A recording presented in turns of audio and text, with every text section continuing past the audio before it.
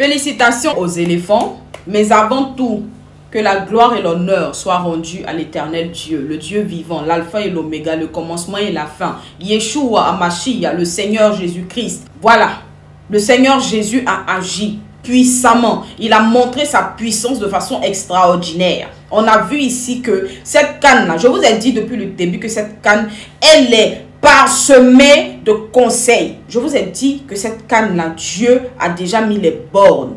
Il est l'alpha, il est l'oméga, il est le commencement, il est la fin. Tous ceux qui vont rentrer avec cette canne dans un esprit de mysticisme seront démystifiés parce qu'ils vont comprendre que le suprême est là. Et quand lui, il est là, tous ceux qui viennent sont obligés de s'incliner. Il dit dans sa parole que tout ce qui se meut sur la terre lui appartient. Ça, je ne vous parle même pas de ce qu'il a créé dans le ciel et même sous la terre.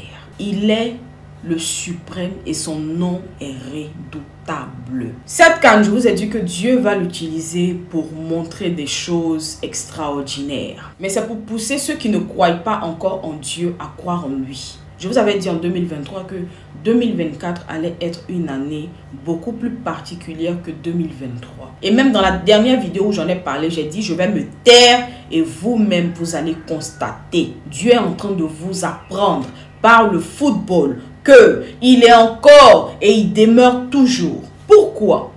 Parce qu'il sait que le football est un sport fédérateur. C'est un sport qui rassemble toutes les ethnies, toutes les langues, toutes les races, tous les peuples. Pourquoi la CAN 2024 a autant rassemblé comme jamais auparavant? Vous vous rappelez le jour où le Saint-Esprit est descendu? C'était le jour de la Pâque. Le jour de la Pâque, normalement, c'est un jour où tous les peuples de chaque tribu, de chaque pays, les gens qui étaient très loin pour venir célébrer la Pâque. Et c'est ce jour-là que le Saint-Esprit est descendu sur les disciples et tous ceux qui étaient dans la chambre haute. On est d'accord? Pourquoi? Parce qu'il savait que ce jour-là, il y avait beaucoup de personnes qui venaient de divers horizons, qui allaient avoir la capacité de voir les miracles que ce Dieu est capable de produire et aller relayer l'information. Si vous ne vous rappelez pas, allez, c'est écrit dans la Bible, vous allez comprendre. Et même les personnes qui disaient que Dieu n'est pas dans le football aujourd'hui ont déposé. Je vous avais dit, j'ai vu 2-3 commentaires. Non, des chrétiens en plus, hein. Non, Dieu n'est pas dans le football. Qui vous a dit ça? Que non, ça là, Dieu non. Oh non, ça là, Dieu non. Oh non, ça là. Vous n'avez pas. Lorsque la Côte d'Ivoire a perdu contre la Guinée équatoriale, le même jour, lorsque j'ai vu que la maison de la vieille de Accra, selon ce que les gens ont dit, que c'était une sorcière, a été brûlée, je dis, il y a un truc qui n'est pas net qui est en train de se passer. Pourquoi est-ce que c'est le jour où on perd qu'il y a l'incendie là-bas? Sachez que Dieu détruit par le feu. Il détruit par l'eau. Le jour devait détruire Sodome et Gomorrhe. Il a fait par quoi? Par le feu. Le jour il devait raser la terre de tous les méchants. Il a fait par quoi? Par l'eau. Vous savez, on ne peut pas vivre la vie là comme ça. De la même manière, tu es intelligent ou intelligente. Ton niveau spirituel doit être au même niveau ou même voire plus. C'est hyper important. Je vous ai dit que le spirituel commande sur le physique. C'est pas la blague. Tous ceux qui ont moqué la Côte d'Ivoire se sont retrouvés out. Dieu n'aime pas qu'on touche à ce qu'il est en train de faire avec perfection. Parce qu'on ne peut pas aider Dieu à nous aider. Je suis désolée. Il est le suprême, il peut tout faire. Et il sait tout faire. Tous ceux qui se sont levés pour dire qu'ils vont poser barrière au plan de Dieu sont tombés. Tous ceux qui ont misé contre la Côte d'Ivoire sont tombés. Vous savez, le match avec la RD Congo, je vous le dis, c'est une confidence. Faites très attention. La RD Congo est un pays qui est hautement attaché à l'éternel Dieu.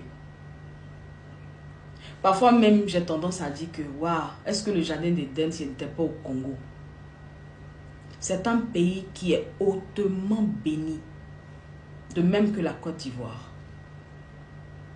C'est un pays spirituellement qui monte. La RD Congo, c'est un pays particulier.